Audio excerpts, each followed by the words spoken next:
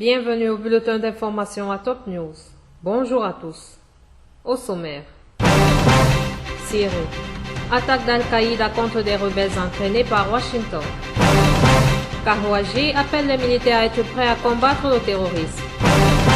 Abbas va s'adresser à la Cour pénale internationale après la mort du bébé palestinien brûlé vif. Navire Mistral, négociation finie, accord entre Paris et Moscou sur un remboursement.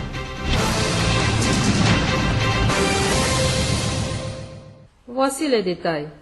Les combattants d'Al-Qaïda en Syrie ont lancé vendredi à l'aube une attaque contre le siège du nouveau groupe rebelle syrien formé par les États-Unis dans le nord du pays, suivi de heurts qui ont fait 11 morts selon une ONG. Cette attaque intervient au lendemain du rapport par le Front Al-Nosra de 8 rebelles formés par Washington selon l'Observatoire syrien des droits de l'homme. Un enlèvement démenti par le ministère américain de la Défense.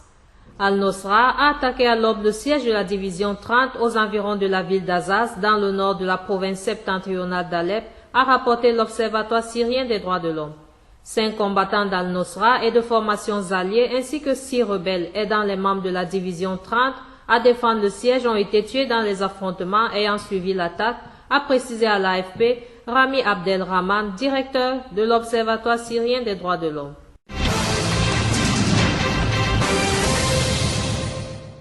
Un civil a été tué tandis que 5 autres ont été blessés dans des attaques terroristes aux obus de mortier contre des quartiers à Damas et dans sa banlieue. Une source du commandement de la police a indiqué à l'agence officielle Sana que des terroristes ont tiré un obus de mortier sur des zones d'Ib Asaker, ce qui a causé un mort parmi les civils et aussi des dégâts matériels dans les propriétés publiques et privées. La source a fait savoir qu'un autre obus s'était abattu sur l'un des domiciles dans la ruelle d'Abou Al-As dans le quartier d'Al-Kazaz. La chute de cet obus sur le quartier d'Al-Kazaz a fait 4 blessés parmi les civils et causé des dégâts matériels dans 4 voitures, a ajouté la source. Dans la ville de Jaramana, un autre civil a été blessé du fait de la chute de 3 obus de mortier sur le quartier de Kariyat.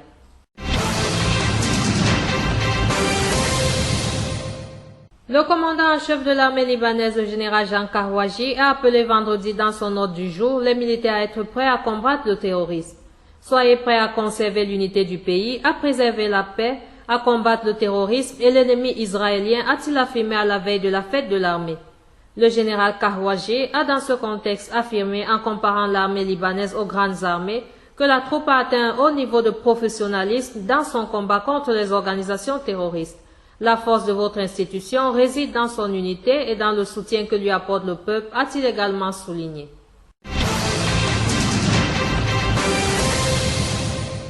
L'activiste Tarek Mellah et ses 3 amis ont été libérés vendredi, rapporte l'Agence nationale d'information. Une caution de 200 000 livres libanaises par détenu a été payée. Un peu plus tôt, la LBC1 rapportait que le chauffeur du ministre des Affaires sociales, Rachid Derbas, a retiré la plainte qu'il avait déposée contre l'activiste.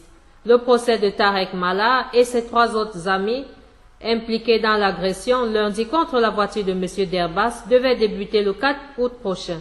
Le ministre des Affaires sociales avait été pris à partie lundi dans le centre-ville par des manifestants qui lui ont lancé des insultes et jeté des sacs d'ordures en direction de sa voiture.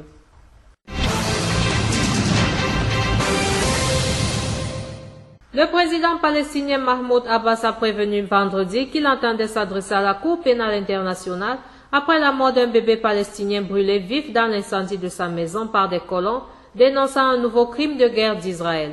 Nous préparons immédiatement le dossier qui sera soumis à la Cour pénale internationale et rien ne nous arrêtera dans notre volonté de porter plainte, a affirmé M. Abbas depuis le siège de la présidence à Ramallah en Cisjordanie occupée. Il a dénoncé les crimes de guerre et les crimes contre l'humanité commis chaque jour par des Israéliens contre le peuple palestinien. Vendredi à l'aube, des colons israéliens ont incendié 2 maisons du nord de la Cisjordanie occupée.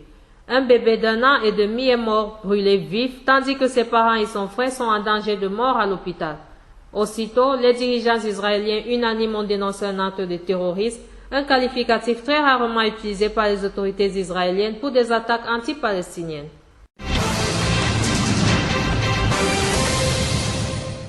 Un accord final a été trouvé entre Paris et Moscou sur la somme que la France doit verser à la Russie en dédommagement de la non-livraison des navires Mistral après 8 mois d'intenses négociations, a annoncé un haut responsable russe.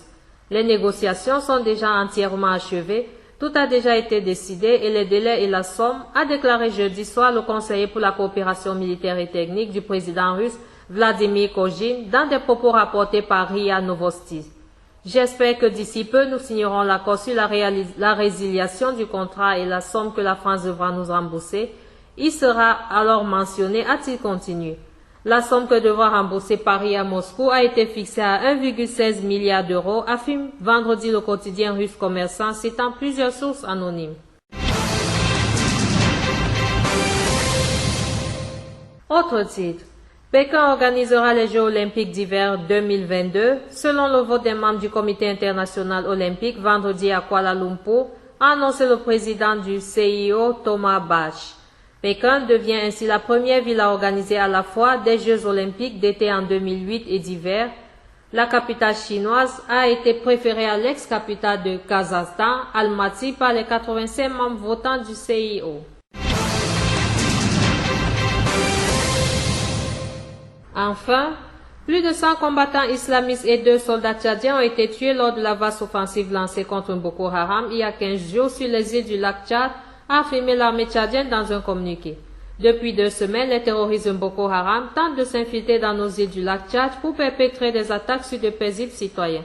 Nos forces armées et de sécurité ont lancé une vaste offensive pour débusquer et neutraliser ces terroristes sur ces îles, a déclaré le porte-parole de l'armée, le colonel Azem Bermodoa Aguna, précisant que l'opération se poursuivait.